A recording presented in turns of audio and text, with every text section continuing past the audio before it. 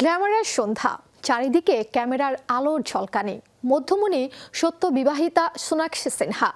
দিল্লিতে India culture week fashion গালায় মঞ্চ কাঁপালেন সোনাক্ষী সিনহা।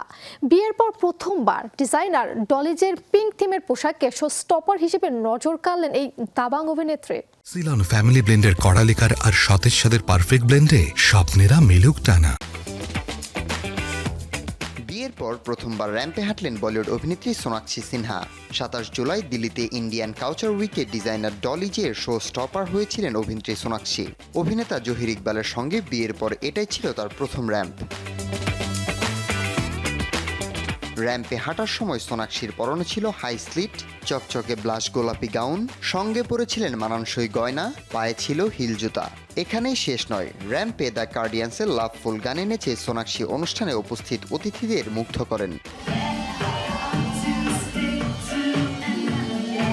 অনুষ্ঠান শেষে ডিজাইন ও থিম নিয়ে সাংবাদিকদের সাথে কথা বলেন সোনাক্ষী সিনহা। তিনি জানান, আমি নিজে গোলাপি রঙের মানুষ নই, কিন্তু এই রং আমি খুব পছন্দ করি। ডিজাইনার ডলি যে দৃষ্টিভঙ্গি ও থিমে পোশাকগুলো ডিজাইন করেছেন তা মুগ্ধকর। এই আয়োজনে আপনি যতক্ষণ থাকবেন ততক্ষণই আপনি সতেজ ও আনন্দ অনুভব করবেন। সবকিছু মিলে আজ আমার রং গোলাপি। ব্রাইডাল ফ্যাশন লুকে এদিন শো স্টপার হয়ে সামনে এসেছেন সোনাক্ষী, যেখানে তিনি জানান বিয়ের সাজটা সিম্পল হওয়াই ভালো, তাই সবারই সিম্পল বাট বিউটিফুল ট্রেন্ডিং বিয়ের সাজে ফিরে আসা উচিত।